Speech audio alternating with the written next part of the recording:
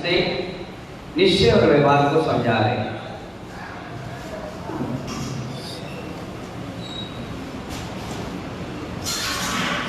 वो कह रहे हैं जीव में वर्ण आदि नहीं है। अच्छे भैया, क्या कह रहे हैं? जीव में वर्ण आदि नहीं है। जैसे हम लोग कहते हैं मैं काला हूं, मैं गोरा हूं, मैं मोटा हूं, मैं पतला हूं, मैं बौना हूं, मैं लंबा हूं। तो यहां पर आचार्य कुंदकुंद देव 58, 59 और 60 नंबर की गाथा में बता रहे हैं कि यह कृष्णो रहित, यह कृष्णो हरित पीलो रक्त श्वेतो या वर्णा ये सर्वेसी नास्ति जीवस्सा। अज्ञानी जीव बाहरी वस्तुओं को देखकर, कौन सी वस्तुओं को? यतीन्द्र कुमार जी चेयरमैन साहब, बाहरी वस्तुओं को जो आंखों से दिख रहा है, इन सब वस्तुओं को कौन सा जीव? जो अज्ञानी जीव है, जिसके पास सम्यक ज्ञान पाटनी जी नहीं है, वो बाहरी वेशभूषा, बाहरी पुतल के परिमल को देख करके ये कहता है ये गोरा है, ये काला है, ये पतला है, ये मोटा है, ऊंचा है, ये नीचा है, ये मेरा है, ये तेरा। कौन कहता है? संतोष जी। जो अज्ञानी जीव है वो देख कर कहता है, लेकिन ऐसा है नहीं।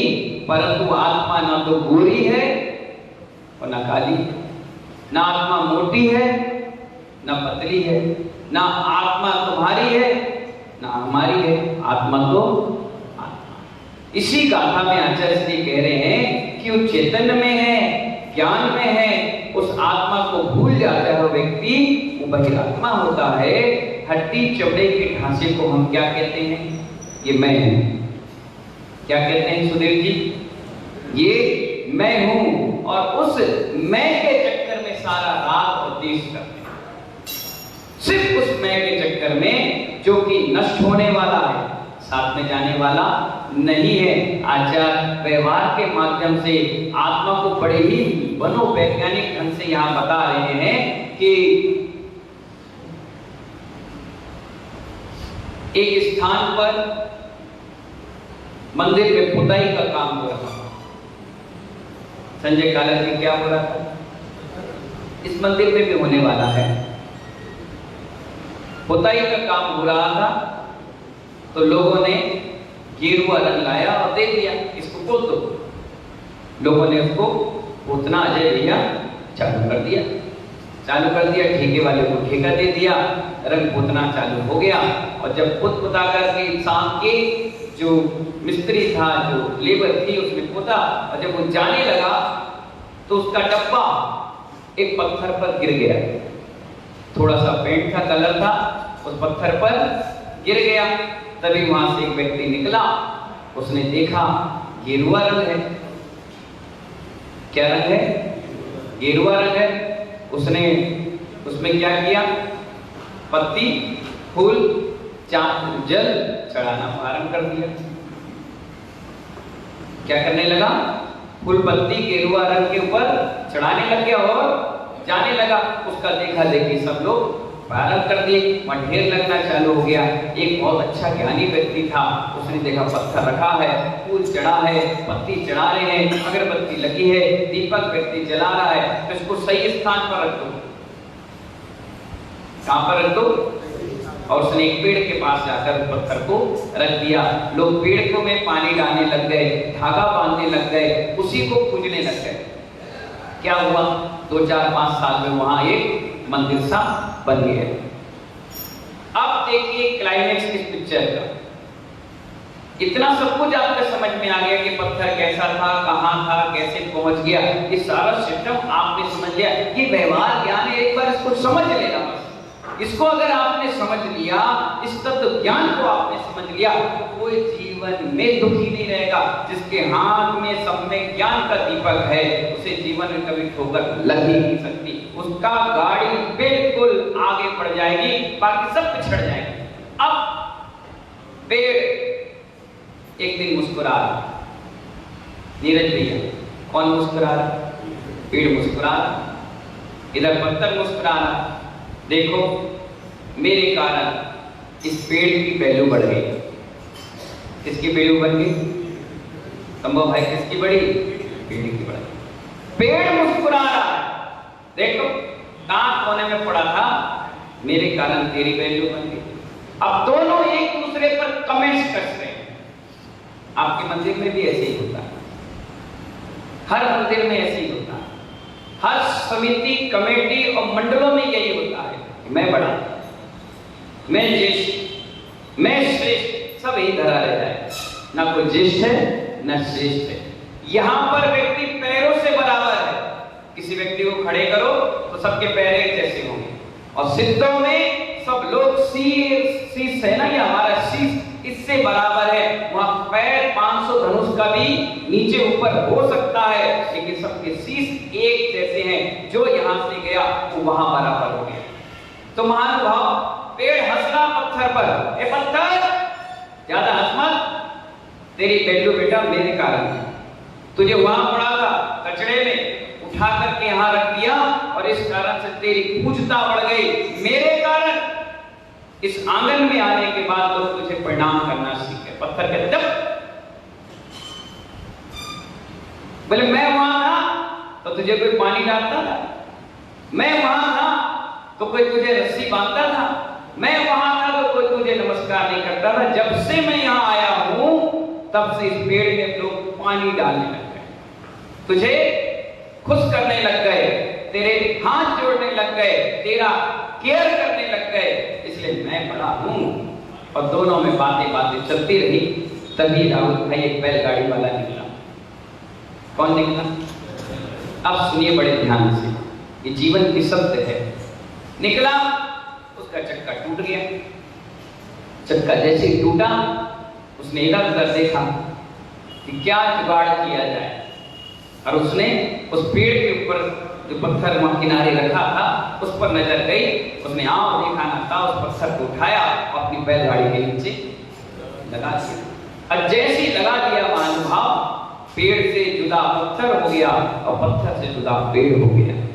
बड़े ध्यान से समझना अनूप भाई, पेड़ से जुदा पत्थर हो गया और पत्थर से जुदा पेड़ हो गया। अब कहानी देखिए, 3 दिन के बाद वो व्यक्ति फिर आया, चक्का बनवाया गया, उन्हें चक्का फिट किया और अपनी बैलगाड़ी लेकर चला गया। पत्थर कहाँ रह गया? जहां से उठा था वहीं पर रहा। लोग उसे पत्थर को लात भी मार रहे, धूल भी लग रही, कीचड़ भी जा रहा, वो पड़ा पड़ा रो रहा है। इधर पेड़ के पास कोई जाना बंद कर दिया, उस पर भी पानी डालना बंद कर गया, वो भी सूख सूख करके बिल्कुल पतझड़ जैसा हो गया। और एक लकड़हारा आया और उसको काट कर ले गया। इधर पत्थर जो रोड बनाने वाले थे उसने चकनाचूर किया और रोड पर डाल दिया। तो उस पत्थर की कीमत भी बेकार हो गई, उस पेड़ की भी कीमत बेकार हो गई। आचार्य महाराज यहाँ इतनी अच्छी बात व्यवहार के रूप से बता रहे हैं। वो कह रहे हैं श्रावक साधु से है और साधु श्रावक से है। जिस दिन आप ये करना बंद कर देंगे और हम ये लेना बंद कर देंगे, दोनों का धर्म खत्म हो जाएगा। तुम भी अपने स्थान पर पड़े हो और हम भी अपने स्थान पर पड़े हैं। अगर इस गुमान में रह गए कि मैं बड़ा तो छोटा, तो जिस दिन तुम्हें पत्थर पेड़ से अलग कर दिया जाएगा तो तुम्हारी भी वैल्यू खत्म हो जाएगी, उस पेड़ की भी वैल्यू खत्म हो जाएगी। यही तो संगति विसंगति फैल चुकी है। जो काम हमें करना है वो काम आप कर रहे हैं, और जो काम आपको करना है वो हम कर रहे हैं। एक व्यक्ति जयपुर हाउस का कहां चल पड़ा? कहां चल पड़ा? यहां से मथुरा गया। किसी की डेट हो गई थी तो नौवा था, तो उसको क्या करना था, बाल बनाने के लिए स्पेशल बुलाया गया कि आप आ जाइए। और उसी जयपुर हाउस में एक पंडित जी भी रहते थे। उनको भी फोन आया कि हमारे मथुरा में एक व्यक्ति की शादी करवाना है। दोनों के दोनों एक ही जैसी व्यवस्था लेकर के बस स्टॉप पे पहुंच गए। तो जैसे वो पहुंचे तो देखा कि बस आने में टाइम है, तो दोनों के दोनों एक बेंच पे ही बैठ गए और आराम से बैठकर बस का इंतजार करते रहे। जैसी बस आई दोनों चढ़ गए और चढ़ते ही एक सीट पर बैठ गए और बैठते ही अपने बैग कैबिन में रख दिया। बैग एक जैसे कलर के थे। क्या बैग एक ही कलर के थे। पहले के समय में उसको कहते थे बस्ते। क्या कहते थे? बचपन में जब आप स्कूल पढ़ते थे तो माँ कहती थी अपना बस्ता लाओ। कपड़े का बस्ता होता था, आजकल तो रेजिन का आने लगा, बढ़िया सिस्टम के साथ आने लगा। तो बस्ते रख दिए और बैठ गए। जैसे ही मथुरा आया तो व्यक्ति ने अपने अपने बैग उठाए और चल दिए। जैसे नौवा पिता की कमी में पहुंचा था, उस लड़के की वहां बैठा और जैसे उसने हाथ डाला तो वहां से निकला ShaadiCom.com। क्या निकला उसमें? होता है ना पूजा की पुस्तकें, वो निकली। लड़के का पिता मरा था, वो खड़ा हुआ, बोले पंडित क्या कर रहे तुम? मेरे पिता मरे हुए हैं और तुम यहाँ पर क्या कर रहे हो? बोले भैया पता नहीं क्या पुस्तक निकली। उसने कहा छटा। एक ने बोला अच्छा हमारा मजाक उड़ाने आया है, तुझे जरूर किसी दुश्मन ने भेजा होगा हमारी इंसल्ट करने। मेरा बाप मरा पड़ा है, यहाँ तुम्हें बाल बनाना चाहिए और तुम यहाँ पोथी कुरान लेकर आ गए हो। उसे धड़ाधड़ दो चार पड़े, हो बेचारा भाग गया। इधर पंडित जी पहुंचे, कहाँ? शादी ब्याह करने के लिए। उन्हें जैसे ही अपने थैले में हाथ डाला महानुभाव, उसमें से उस्करा निकला। दूल्हा भाग खड़ा हुआ, ये मुझे मारने आया है। तो दूल्हा के संगाती जो थे, दोस्त यार थे, उन्हें जाकर पंडित जी को 2-4 दिन दिए। पंडित जी वहां से भाग गए। भागे, दोनों वापस बस स्टैंड पे पहुंचे। एक ही जैसा बैग देखकर बोले अरे ये बैग तो मेरा है। वो कहने लगे ये बैग तो मेरा है।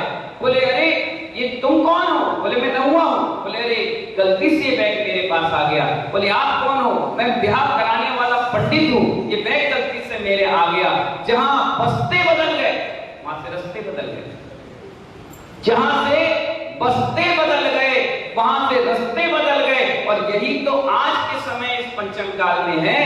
जो क्रियाएं साधु को करना है, जो क्रियाएं साधु को करना है वो श्रावक कर रहा है, और जो श्रावक को करना है वो निर्गत साधु कर रहा है। इसलिए दोनों के रास्ते बदल गए, अध्यात्म बदल गया, तत्व ज्ञान बदल गया। सारी की सारी सृष्टि व्यवहार में ही डूब गई। अंधकार था।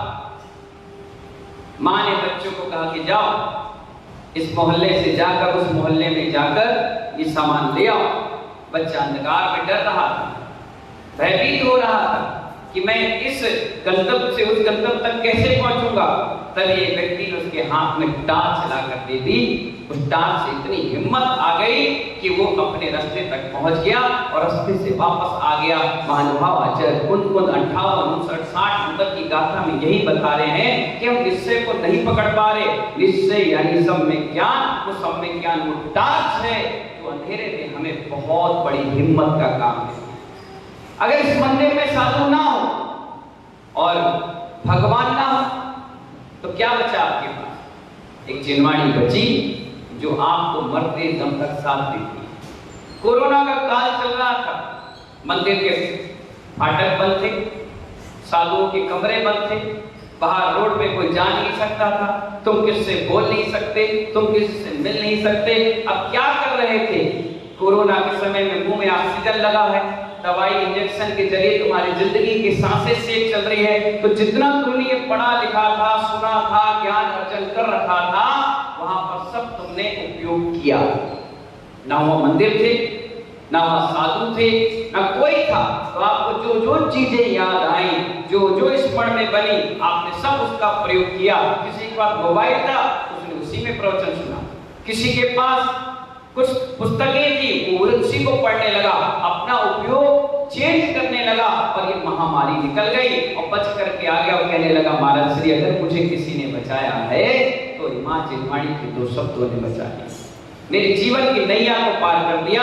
दीपक जलाते ही अंधेरा दूर हो जाता है, वैसी तत्व ज्ञान की प्राप्ति करने से महानुभाव अज्ञान दूर हो जाता है। जब तक आपको किसी चीज का नॉलेज नहीं था, ज्ञान नहीं था, तो आप क्या कर रहे थे? ऐसे चले जा रहे थे, ऐसे चले जा रहे थे, ऐसे चले जा रहे थे। और जिस दिन आपको ज्ञान हो गया तो आपको अंदर से एक आत्मविश्वास जागृत हो गया। कि हाँ मुझे ये चीज मालूम है, मैं कर सकता हूँ। आपके घर में ट्यूबलाइट के बटन होते हैं, स्विच होते हैं, और अंधेरा हो जाता है और आप दिन भर उस मकान में रहते हैं, तो अगर अंधेरा भी हो गया है और लाइट चली जाए और आपको इमरजेंसी बल्ब चालू करना है, तो आप अपने आप उतने ही कदम चलकर उतने ही स्थान पर बल्ब चालू कर देते हैं, क्योंकि ये सब में ज्ञान है। अगर आप शरीर शिथिल भी पड़ गया, क्या पड़ गया, शरीर काम भी नहीं कर रहा, बिल्कुल शिथिल पड़ गया, आप बेड पर लेटे हैं या पलंग पर लेटे हैं या पाटे पर लेटे हुए हैं, आपकी सारी इंद्रियां शिथिल पड़ गई, आपको सुनाई नहीं दे रहा, आपको दिखाई नहीं दे रहा, आपके मुख से शब्द बरगड़ाएं नहीं निकल रही, आपका पूरा एंगल कोई काम नहीं कर रहा, लेकिन उस समय आपकी मन इंद्री जागृत है, यानी ज्ञान इंद्री जागृत है, और आप लेटे लेटे क्या कर रहे हैं, उसी तत्व चिंतन में उतर गए, उसी ज्ञान चिंतन में उतर गए, वही आत्मा के चिंतन में उतर गए, तो महानुभाव उस क्षण भी आपकी समाधि संलेखना में कार्यकारी बन जाएगा। ये एक शब्द है, हमेशा मैं कहता हूं, अंत भला तो सब भला। कोई कहता है ना मुझसे आकर के, नीरज भाई बहुत पंचकड़ा करवा रहे हैं आप महाराज, क्या बात है महाराज जी, अभी इस साल तो आपने 5 पंचकड़ा कर लिए, छठवां आपकी तैयारी है, क्या बात है। मैं भी सोचता हूं बहुत बढ़िया बात है, पंचकड़ा तो होनी थी। अरे पिछले साल हुआ, इस साल फिर हो रहा है, अगले साल फिर हो रहा है, एक साल में 2-2 भी हो रहा है, इससे होगा क्या। मैं भी कहता हूं व्यक्ति से, कल कपड़े पहने थे आज पहने क्यों, कल भोजन किया था आज भोजन क्यों खाया, क्यों, कल पैसा कमाया था आज पैसा कमाया। जैसे घर गृहस्थी को चलाने के लिए सब चीज आवश्यक है, ऐसे परिणाम शुभ बनाने के लिए अनुष्ठान भी जरूरत है। मैंने दीपक भाई से कहा, मैंने दीपक भाई रथ यात्रा आप भी 2 महीने पहले करके आप फ्री हुए हो, 1 महीने फिर एक रथ यात्रा क्यों कर रहे हो, इतनी गर्मी है। बोले महाराज श्री गर्मी और बरसात तो आते रहेगी जाते रहेगी, हमारे यहाँ मूलनायक शांतिनाथ भगवान है, अगर हम भी इनकी रथ यात्रा ना कर पाए तो हमारा इस जीवन में जीना लेना सब बेकार। करेंगे रथ यात्रा, धर्म की प्रभावना होगी, लोग जुड़ेंगे, नहीं अगर हम नहीं करेंगे तो आने वाली हमारी पीढ़ी इस चीज को भूल जाएगी। वो तो चाहती है कि घर पे ही भगवान आ जाए, वो तो चाहती है घर पे ही साधु आ जाए, वो चाहती है कि हमें रेडीमेड कोई प्रवचन सुना दे। पहले 1 घंटा व्यक्ति प्रवचन सुनता था, कितना, और भगवान की वाणी मालूम कितना, 2.5 घंटे। कितने घंटे, पीके भाई, पीके रावता जी, कितने घंटे, 2.5 घंटे नॉन स्टॉप शब्दावली के साथ चलती चल रही है, ना कोई इधर देख रहा ना कोई इधर देख रहा, ना किसी से बोल रहा ना मैसेज पढ़ रहा, ना बार बार घड़ी देख रहा ना एक दूसरे को इशारा कर रहा, एक टक लग के सुन रहा है। फिर साधुओं की परंपरा हुई, 1.5 घंटे बोलने लगे, फिर परंपरा चालू हुई 1 घंटा, फिर जिनवाणी चैनल चालू हुआ, बोले आधा घंटा, उन्होंने कहा आधा घंटे में 10 मिनट बचाओ, 1 घंटे में 3 एपिसोड दो, उन्होंने कहा 20 मिनट, बोले आप ऐड भी डाल दो, बोले 18 मिनट, और सूक्ष्म हो गया 5 मिनट, अब हो गया रील्स 30 मिनट में बात कह दो, 30 सेकंड में बात कह दो तो युवा सुनेगा, नहीं तो कहेगा बोर है, कौन इतना लंबा सुना। और कुछ दिन में क्या आएगा, हाइकू की तरह आएगी, 4 लाइन में सारा प्रवचन। कितनी लाइन में समझ सको तो समझ लो, 2 लाइन में पढ़ लो। इसीलिए हमारे आचार्यों ने 2 लाइन की गाथा लिखी, वो जानते थे आने वाला फ्यूचर कैसा होगा, उन्हें कहा 100 लाइन की गाथा मत लिखो, 2 लाइन लिख दो, 2 लाइन में समझ जाए तो ठीक, नहीं तो छोड़ दो इनके जीवन पर। आज का युवा इतना प्रमादी हो गया, हर चीज को हाथ में चाहिए। अगर आप अब से 12 बजे तक करोगे ना, तो जो व्यक्ति 7 बजे आने वाला है वो 12 बजे तक आता है, 12 बजे तक होता है, आराम से चलो। आहार भी मानव अगर अपन सिस्टम से लेते हैं तो बहुत बढ़िया है, शुद्धि से लेते बहुत बढ़िया है। अगर आप ये कह दो कि बाजार से लाकर खिला दो, 2 मिनट नहीं लगेगा। महिलाएं इतनी प्रमादी है कि 2 मिनट में बोलेंगे अभी इनको जोमेटो, अभी लो, अभी लो, अभी 2 मिनट में लो। इतना प्रमादी। अगर ये धोती दुपट्टा का फाउंडेशन ना हो ना, तो ये आए पैंट शर्ट में यूं आए, कल 18 हो रहे, हम तो नहा के आए। अगर ये दृष्टि की फाउंडेशन ना हो ना, तो पता नहीं आदमी क्या कर ले। जैन दर्शन शुद्धता पर ही टिका है। आचार्य भगवान कहते हैं मटके में पानी अंदर होगा तो बाहर नहीं आ। हमारे जैन दर्शन में गया, पैर धोकर के अंदर आओ, हाथ धोकर के पूजा की तरफ छुओ। यहाँ तक बता दिया गया कि एक थाल में चढ़ाने वाली थाल दूसरे थाल से भी टच कर गई तो वो पूरी की पूरी थाल अशुद्ध हो गई। हम एक तरफ से दूसरे तरफ को छू नहीं सकते। कितनी शुद्धता बताई गई, कितनी पवित्रता बताई गई। और यकीन ना हो तो कभी शुद्धि के कपड़े पहनना और खड़े हो जाना किनारे, अपने आप अशुद्धि का व्यक्ति तुमसे चिपकेगा। आप कितना मना करोगे, आखिरकार आधा 1 घंटे में आप छू जाओगे और छूते आपके अंदर की एनर्जी लेवल खत्म। आप वगैरह यार छू लिया, अरे कितनी देर से बचा के रखा था, छू लिया। यकीन नहीं होता। कभी कभी हम भी शुद्धि करके आते हैं, लोग हमें भी छूने लग जाते हैं। हम कहते हैं डू नॉट डिस्टर्ब भैया, हमें डिस्टर्ब मत करो, don't touch me please, please दूर रहिए।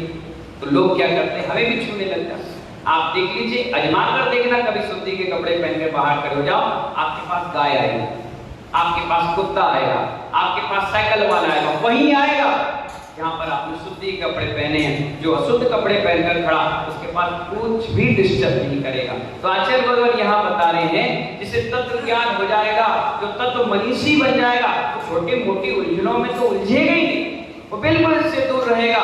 कभी कोई कहेगा तू काला है, कभी तुमसे कोई कहेगा तुम गोरे हो, तुमसे कोई कहेगा मोटा है, अरे तू पतला है, अरे तू अच्छा नहीं है, तू बेकार है। ये सब चीजों में उलझे गए, क्योंकि उसके पास तत्व ज्ञान का हथियार सबसे बड़ा क्या है, तत्व ज्ञान का हथियार है।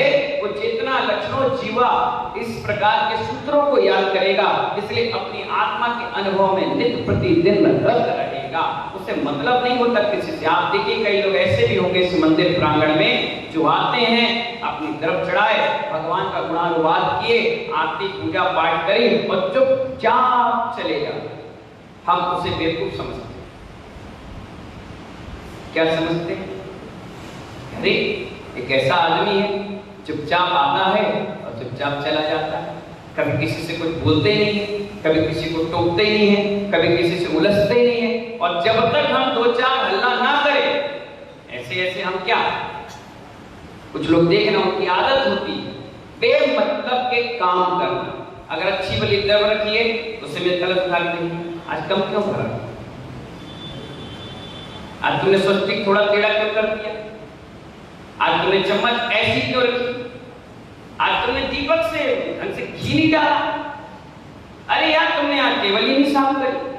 अरे भैया आप मंदिर आए हैं, क्या दीपक टेढ़ा और मेढ़ा देखने आए, क्या चम्मच सीधी और उल्टी देखने आए, क्या द्रव की कलश भरे या ना भरे ये देखने आए। आप आए क्या, कभी एक डायरी और पेन लेकर के बैठना कि मेरा मकसद इन भगवान के दर्शन करने का क्या है।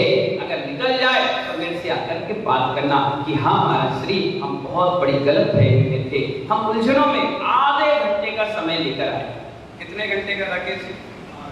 आधा घंटा। उस आधा घंटे में तो 5 मिनट धोती पहनने और उतारने में लगा दिया, 5 मिनट चंदन गंधोदक लगाने में और इधर उधर द्रव उठाने रखने में लगा दिया। बचा कितना? 20 मिनट। अब 20 मिनट में 10 मिनट अगर आप यही विकल्पों में ऊपर यहाँ उधर इधर ऊपर ऊपर नीचे आगे पीछे भागते रहे, बचा कितना पीके भाई? 10 मिनट। और उस 10 मिनट में भी आधी पूजा अशुद्धि में पढ़ ली। क्या पढ़ लिया? आधी पूजा। बोल के बताओ, उधर चंदन बताओ, बोलो, हाथ जोड़ो, बोलो बोलो बोलो बोलो, जोर से बोलो, मैं सुन रहा हूं सबकी बात। हाँ ऐसे बकरी की तरह मेमनाओ मत, मैं मत करो, ढंग से बोलो, बोलो उदक। हाँ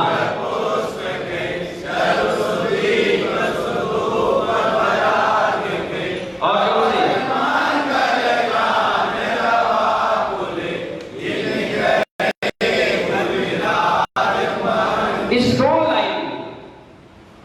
सारी गलतियां कर बैठे। कितनी लाइन? 2 लाइन का जमाना है, सिर्फ 2 शब्द। कई माइक पकड़ता है, उससे कहा क्या कहता है, क्या कहते हैं, महाराज जी 2 शब्द हमें भी दीजिए। और कभी 2 शब्द अंत नहीं होते, 4 हो जाएंगे, 10 हो जाएंगे, 100 हो जाएंगे। अगर नीरज भाई कहीं चेयरमैन बनकर पहुंचे, उनसे कहेंगे भाई जेल में एमडी साहब आए हैं, चेयरमैन साहब 2 शब्द बोलो, तो आप क्या बोलते? 2 शब्द बोलते, जय जय। 2 शब्द कभी अंत नहीं होते। चेयरमैन साहब आप भी गए थे योगी आदित्यनाथ साहब मोदी जी के साथ, आपसे भी कहा गया 2 शब्द बोलो, तो आपने क्या बोला? जय जय। कितना बोला? जी भर के बोला। नाम कितना लिखा गया? अनूप भाई, अक्षय भाई, संतोष जी, कितने शब्द कभी ऐड हुए? और पुस्तक में भी सबसे पहले संपादक लिखता है 2 शब्द ऐड हुए, आज तक ऐड नहीं हुए। आप निकाल कर देख लीजिए, कहीं भी देख लीजिए। नानक जी आपसे कहते महाराज जी 2 शब्द बोलिए, कभी मैं ऐड हुआ? 2 शब्द इतने भारी हैं, इतने भारी हैं, पूरी विश्व उसका भारी है। 2 शब्द कभी ऐड नहीं होते। मान लो ये 2 लाइन भी कभी ऐड नहीं होगी। इसकी लाइन की पहली लाइन, पहला पद उधर, मतलब कितना पवित्र की तुलना जन साधु से की गई। अभी तक इतना बड़ा इतिहास लिखा गया है, उस इतिहास में मुनियों के मन की तुलना जैसे की गई कि मुनियों का मन इतना पवित्र है कि उसके आगे पवित्र जल भी छोटा। मुनि सम मुनि मन उज्ज्वल नील प्रासूत चल रहा है। कितनी बड़ी बात कि मुनि मन इतना पवित्र होता है, सभी को जैसा आशीर्वाद देते हैं, कोई बड़ा नहीं और कोई छोटा नहीं, कोई आगे नहीं, कोई पीछे, कोई तेरा नहीं, कोई मेरा नहीं। कितना पवित्र मन है। और इसीलिए तो उनका गुणस्थान, या ये समझो कि आने वाले भाभी हमारे सामने के रूप में बैठे। कितनी बड़ी बात, भगवान हर गली में मिल जाएंगे, जिनवाणी हर में साधुओं सिर्फ लेकर तब निर्घंट साधुओं के दर्शन। सोचने वाली बात है। अब उदक हो गया, इसके बाद किसका नंबर आ गया? चंदन। उसके बाद अक्षर। सारी पुस्तक में गलत लिख दिया गया, कोई पढ़ने ही नहीं चाहता। तो रूढ़ी परंपरा में बची है कि हमें तो सिर्फ पढ़ना है, स्वाहा बोलना है। कई बार देखना चौके में मैं एक व्यक्ति से शुद्धि बुलवाता हूँ। पहले मैं ऐसा था नहीं, मैं कहता था बोलो, सबने बोला हाँ मन शुद्धि, वचन शुद्धि, काय शुद्धि, आहार जल शुद्ध है। मैंने कहा ठीक है, आहार तो जाओ, छुट्टी पाओ। लेकिन एक दिन एक व्यक्ति खड़ा हुआ और मेरे कान बहुत तेज है, अब उसने जैसी शुद्धि बोली मैं सबको रोका। मैंने कहा तुम बोलो। बोले बोल तो दी। मैंने फिर से बोलो। अरे अभी तो बोली। मैंने कैसे लगे? फिर से बोलो। उसने कहा मन शुद्धि। मैंने बहुत बढ़िया। बोले वचन शुद्धि। मैंने कहा बहुत बढ़िया। बोले हाय शुद्धि।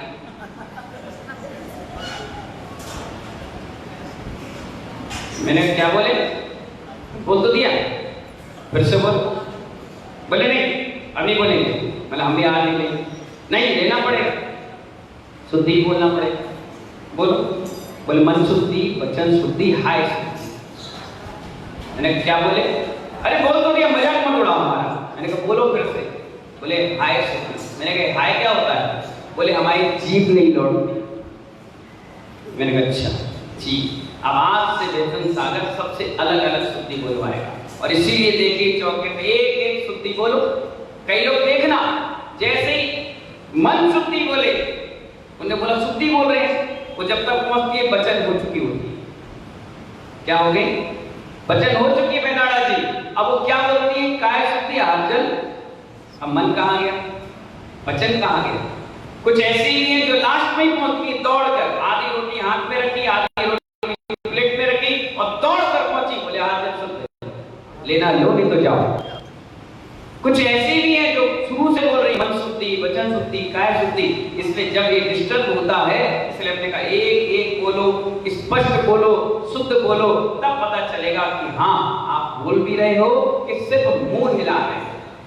तो महानुभाव, उदक चंदन, इसके बाद नंबर आता है अक्षर, जिसे संस्कृत भाषा में कहते हैं तंडुल।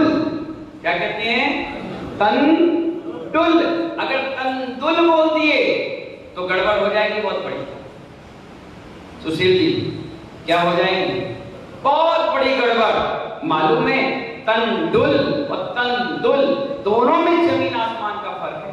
तंदुल और तंडुल, हमारी जिनवाणी में मिस्टेक हो गया और वो मिस्टेक ऐसी चली आई, लाखों पुस्तकें छप गई, सभी में एक ही मिस्टेक हो गया। कौन सा? तंदुल। तंदुल नाम का एक मगरमच्छ होता है। कौन? जो स्वयंभू रबड़ महासमुद्र में, इतने बड़े रबड़ समुद्र में वो मगरमच्छ रहता है। उसके कान में, तंदुल का मतलब छोटा मगरमच्छ कान में रहता है और कान के मल को खाकर अपना जीवन जीता है और दोनों मरकर नरक जाते हैं। ऐसा मगरमच्छ आप अपने अर्थ में चढ़ा लें। और तंडुल का मतलब अखंड अक्षर, एक भी चावल का दाना टूटा नहीं, नेट एंड क्लीन, साफ, बिल्कुल प्योर आपने चढ़ा दिया। तो पहली लाइन में संतोष जी आपने क्या बोल दी? गलत बोल दी और चढ़ा भी दिया, तो महानुभाव उसका दोष आपको लग गया। इसीलिए हमेशा शुद्ध, साफ, स्पष्ट वक्ता को ही मंच माला माइक दिया जाता है। पूजा पढ़ने का हक भी जो स्पष्ट बोलता है उसे ही दिया जाता है। आधी बातें बोली, आधी छोड़ दी, आधी कहीं आधी रह गई, ये व्यक्तियों को मंच माला माइक नहीं दिया गया। उपाध्याय को बोलने का इसलिए दिया गया कि आप स्पष्ट बोलते हैं, आगम के ज्ञाता है, हमेशा साधुओं और श्रावकों को पढ़ाते रहते हैं, इसलिए उनको उपदेश का हक दिया गया। अब महानुभाव, उदक चंदन तंडुल, क्या बोलना है? तन, डमरू का डा, दवात का दा नहीं है, काय का दा आएगा? डमरू का। उदक चंदन तंडुल, पुष्प कई, एक पुष्प नहीं है, पुष्प मंदार सुंदर नामेरु सुपारिजात संतान कादि कुसुमोत्तर वृष्टिरुत्ता। पढ़ते हो वक्तावन में? मंदार, सुंदर, नमेर, सुपारिजात, ये प्रकार के पुष्प। इसलिए मंत्र जो भी भगवान का वो पढ़िए और आराम से अर्घ चढ़ाइए। इस दो लाइन के सब्जेक्ट को जिसने ठीक कर लिया उसने समझो पूरी जंग जीत ली। और पूरी लड़ाई इस दो पंक्ति में होती है, इस दो शब्दों में होती है। आदमी गलती पे गलती करा चलता है, गलती पे गलती चला चलता है और ये गलती एक दिन महागलती। अब आप कहोगे भी कि मैं इसे होते ही, क्योंकि 50 साल हो गए, 60 साल हो गए, 70 साल हो गए, 25 साल हो गए, वही पूजा, वही अर्घ और वही उदक चंदन तंदुल। अब जब जब तंदुल शब्द आएगा तो आपको मगरमच्छ दिखेगा और अपने आप जब दिखेगा तो तुम फिर रिवर्स गाड़ी में आओगे, फिर बोलोगे उदक चंदन तंडुल पुष्प कई। क्या कहोगे? तुरंत सुधार करोगे कि हे भगवान, मुझसे बहुत बड़ा अपराध। अरे इतनी बड़ी बात लिख दी गई, भगवान वैसे वीतरागी है। क्या है? वीतरागी है, उनको कोई राग नहीं किसी से। पर श्रावक जब भी अभिषेक करने जाता है तो मालूम है महानुभाव, वो एक कपड़ा ले जाकर उनका मार्जन करता है। क्या करता है? पर उसके बाद और उससे पहले 9 बार नमोकार मत पढ़ना भूल जाता है। आपका जी क्या काम है? क्यों? आपको कभी आपने विचार किया, एक धागा भी अगर अपन ने डाल दिया तो वीत रागता पूजित नहीं होती, रागता आ गई। क्या आ गई? रागता आ गई। इसलिए कहा आप जैसी कपड़ा लगाए तो उससे पहले भगवान से क्षमा याचना करें कि भगवान, मैं ये मार्जन के लिए कपड़ा आपके ऊपर रख रहा हूँ और मार्जन कर रहा हूँ, अगर इसमें कोई गलती हो रही हो तो हमें क्षमा करना।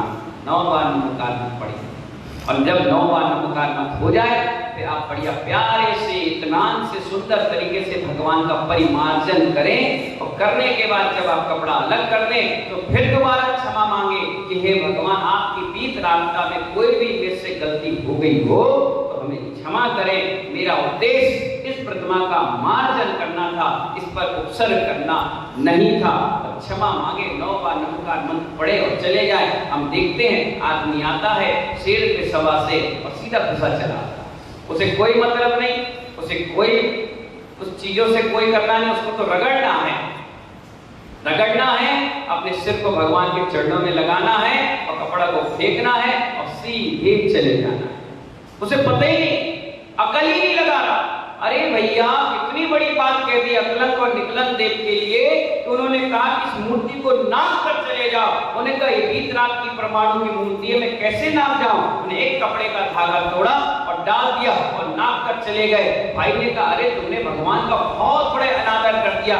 बोले नहीं, वो भगवान है ही नहीं, क्योंकि उनके ऊपर कपड़े का एक रेशा है। कितनी बड़ी शब्दिक ज्ञान की परिभाषा।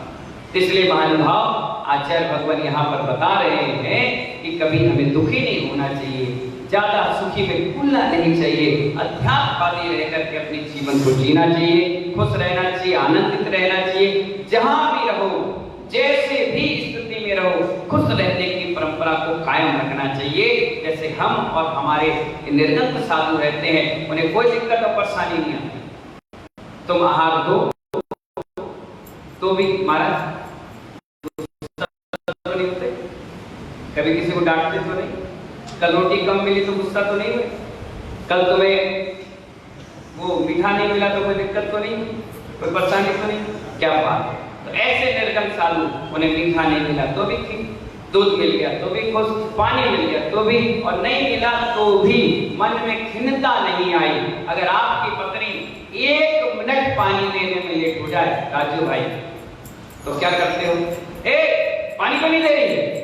और निर्गम साधु 20 किलोमीटर चलकर आया, 2 किलोमीटर दूर तुमने चौका लगाया, पसीना पसीना हो गया, मुद्रिका लेकर गया, कमंडल पिछी पकड़ के गया, रोड तपन मांग रही है, ऊपर से गर्मी, पेट की गर्मी, फिर भी गया और खड़ा है। तुम कह रहे रुको रुको, सुक्ति बोलेंगे, रुको रुको वो आ रहा है, अरे 1 मिनट रुक जाओ, अरे ऐसा कर लो, फिर भी शांत खड़ा है और चुपचाप जैसा तुमने दे दिया वैसा आहार लेकर के आया। और तुमने कहा महाराज जी नमोस्तु, तो अंदर से गुस्सा होके नहीं कह रहा शराब पे तुझे बर्बाद हो जा, ये भी नहीं कह रहा कोई आशीर्वाद, खुश आनंदित रहो। इसलिए तो आपका पहला गुणस्थान और उसका 6वां और 7वां गुणस्थान विचारों का बात है। इसलिए महानुभाव, मुनि मन उज्ज्वल नीर बड़ा शुद्ध जल लाए, इतना सुंदर जल हम चढ़ा रहे हैं जैसे मुनियों का पवित्र मन होता है, बच्चे की तरह होता है, कोमल होता है, सॉफ्ट होता है। कभी मैंने नहीं देखा कि कोई निर्गम साधु किसी को बद्दुआएं दे रहा। मैं कभी कभी सोचता हूं कि बद्दुआएं अगर लगती तो दुआएं क्यों नहीं लगती?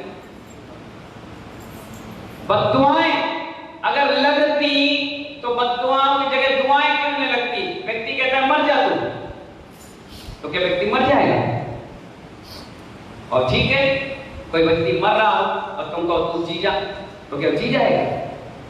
दुआएं बद्दुआएं अलग चीज है महानुभाव, शुभ और अशुभ अलग चीज। अगर अशुभ कर्म का उदय है तो मां दुआएं भी दे रही होगी तो बद्दुआ में तब्दील हो जाएगी, और शुभ कर्म का उदय होगा तो दुनिया गालियां दे रही होगी तो भी 400 पार हो जाएगा। क्या काम है? समझ में आया? दुनिया अगर मंत्र तंत्र दुनिया भर की चीजें होती, मैं तो कहता चलो होती भी है, तो दुनिया के इतने सारे लोग गठबंधन करके कर रहे तो हजारों मंत्र फेंकते। मानवा जब तक तेरे पुण्य का बीता नहीं करा तब तक तुझे माफ है और दूर करो। जब तुम्हारी पुण्य योग चल रहा होगा तो तुम उल्टे भी चलोगे ना, तो तुम्हें लोग कहेंगे क्या क्या कला है। और अगर पुण्य का उदय नहीं है और सीधे चलोगे तो लोग कहेंगे पागल कैसे चल रहा। तो इसीलिए महानुभाव, पुण्य और शुभ की क्रियाओं में हमेशा संलग्न रहो, अच्छे काम करते रहो। पंचकान हो रहा है, बहुत सुंदर तरीके से होगा, प्रतिष्ठाएं होंगी। हम लोग भी 45 पंचकान करवा चुके हैं। रात की सोते हैं ना तो यही पंचकान के दृश्य नजर आते हैं, और आप नहीं करते हो तो आपको क्या नजर आता है? आज कहां से लाइव टेलीकास्ट करना है, आज किसके पर्दे उतार कर लगाना है, आज किसको ड्राई फ्रूट बेचना है, आज किसको चूना लगाना है, आज किसको कत्था बेचना है, आज किसको साड़ी बेचना है, क्योंकि आपने 24 घंटे, उदाहरण बता रहे, उदाहरण अपने पर रख दो, आज किसको क्या टोपी पहनाना है। कहने का मतलब 24 घंटे आपने यही क्रिया की, पर हमने जो क्रिया की वो अलग क्रिया की। हमने स्वाध्याय किया, जाप की, भक्ति की, अनुष्ठान किया। अब रात के जब हम सोएंगे तो हमें वही चीज याद आएगी जो चीज हमने दिन भर में की है। इसीलिए रात के सोते समय भी शुभ का आश्रव, दिन में जागते समय भी शुभ का आश्रव। दिन भर ऐसे ऐसे भगवान दिखते हैं, कितने तीर्थ वंदना दिखती है रोज प्रतिदिन। और आपको क्या दिखती है, कल मुझे छोले भटूरे बनाना, कल मुझे ड्राई फ्रूट खाना है, कल मुझे ये पार्टी में जाना है, कल मैं ये लिपस्टिक लगाऊंगी, कल मैं ये रंग की साड़ी पहनूंगी, आज मैं उसको ये बोलूंगी, कल मेरा एग्जाम में मैं ऐसे नकल मारूंगी, कल मुझे ये करना है। आपके मन में अशुभ भाव 24 घंटे चल रहा है, और यहाँ कोई अशुभ का काम ही नहीं है। टोटल 24 घंटे शुभ शुभ, और अचानक आ भी जाए तो 3 टाइम प्रतिमाण करते हैं, हे भगवान तस्मिच्छामि दुर्गा छुट्टी पाओ। तो इसीलिए महानुभाव ये पंचांग की प्रतिष्ठाओं की क्रियाएं मिलती है। 6 जुलाई से 10 जुलाई का कार्यक्रम भगवान मुनि सुब्रतनाथ का जिनबिंब का पंचगणक है। 28 प्रतिमाएं एक ही मानस्तंभ पे विराजमान होगी, बहुत सुंदर अनुष्ठान होगा। उसकी प्रतिष्ठा बीच में एक बार 2-3 साल पहले अपन ने कराई, इसी जून में कराई थी। उस समय लॉकडाउन का समय था, बड़ी भयावह स्थिति थी, लेकिन भगवान पुण्य योग, नसीब योग सब साथ में था, और बड़े सुंदर ढंग से 2-2 हजार व्यक्ति भी बैठ के उस अनुष्ठान को करके गए। लेकिन पूरे कार्यक्रम में किसी व्यक्ति को भी कोरोना टच नहीं कर पाया। पुण्य की क्रियाएं थी, अच्छी क्रियाएं थी, बेकार की कीमत थी, अच्छी करी, वो बढ़िया कार्यक्रम हुआ।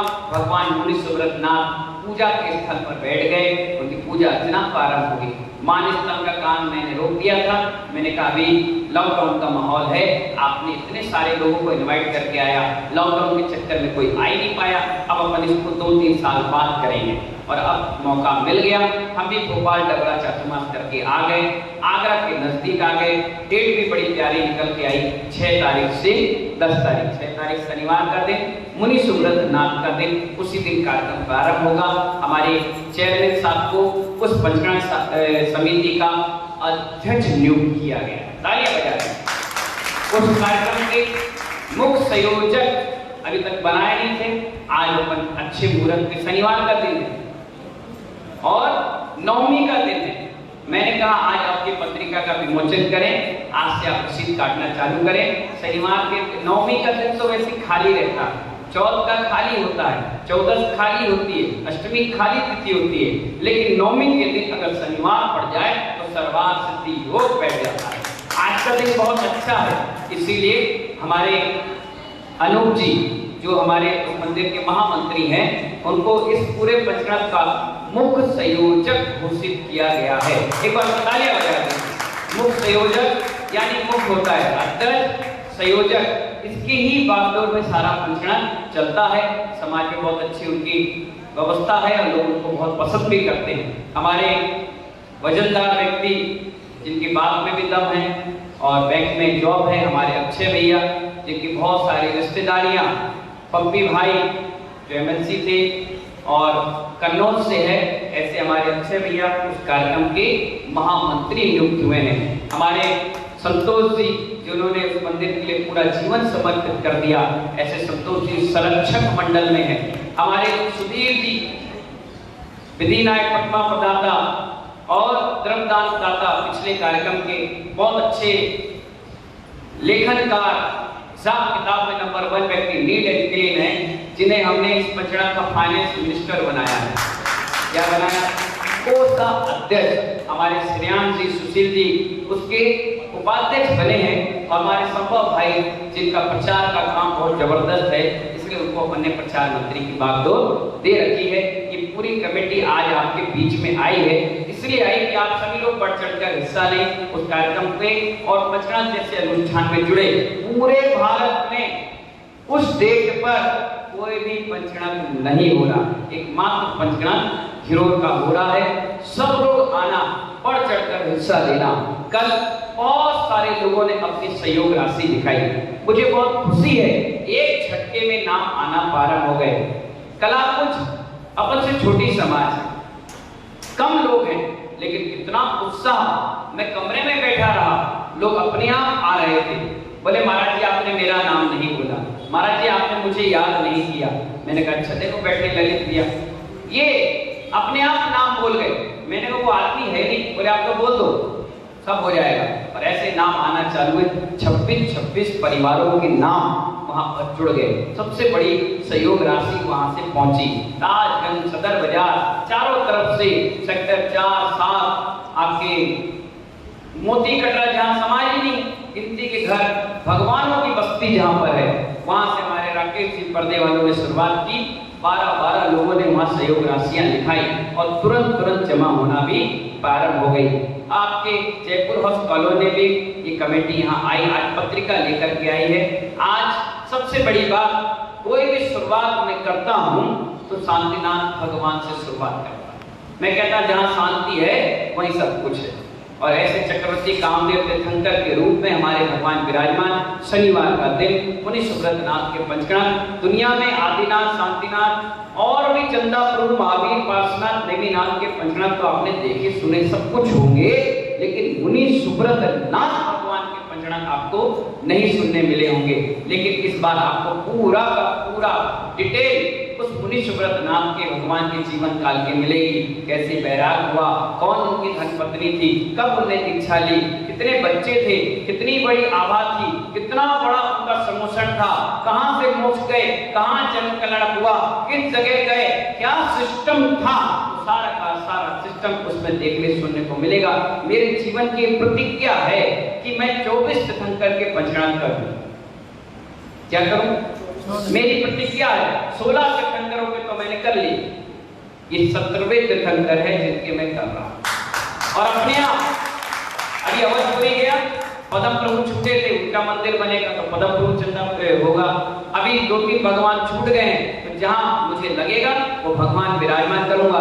कम से कम कोई ये नहीं कह सकता कि महाराज जी आप इस भगवान को भूल गए। मैं कहूंगा जिस भगवान की जिस समय मूल नायक की जरूरत थी, उस भगवान का पंचकनाथ मैंने अपने जीवन में किया। 24 पंचकनाथ। कौन सा पंचकनाथ? 24 भगवान के पंचकनाथ ने किए। इससे जब भी उनका स्वाध्याय करूंगा, पढ़ूंगा, उनके बारे में बताऊंगा तो पूरी डिटेल में हमें वो बातें समझ में आ जाएगी। तो जितने लोगों के नाम रह गए, इतनी बड़ी राशि भी नहीं, इतनी बड़ी धनराशि भी नहीं, लाखों करोड़ों रुपए हम दान करते हैं। और ऐसा दान है जो सुबह से लेकर शाम तक आपका सहयोग पहुंचेगा। मालूम है भगवान को जब आहार होगा ना, उस आहार में भी ये दान संकलित हो जाएगा। मुनिराज भी चौका ले रहे तो उसमें भी संकलित हो जाएगा। जो भी चीज मां हो रही, यहाँ तक कि सोने की सलाई आएगी भगवान पर लिखने के लिए, उस सलाई में भी आपका दान समाविष्ट होगा।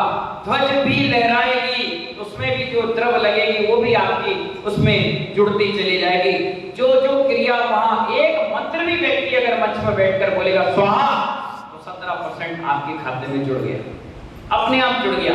इतना बड़ा पुण्य और शुभ का आश्रय भगवान मुनि सुब्रतनाथ, जिनमें मान स्थान पंचकनाथ का मिलेगा। 6 जुलाई से कार्यक्रम प्रारंभ है, 10 जुलाई को समाप्त। 4.5 दिन का पंचकनाथ मिलेगा। जिन महानुभावों ने नाम लिखा है बहुत बहुत साधुवाद के पात्र हैं। जिनके नाम रह गए हैं तो आज सर्वार्थ सिद्धि योग शनिवार की 9वीं के दिन अपने नाम की घोषणा करवा दीजिएगा, जिससे उनकी कंधे और पैर मजबूत बन जाए। तो ऐसी मंगल भावनाओं के साथ जय बोली मुनि सुब्रतनाथ भगवान की।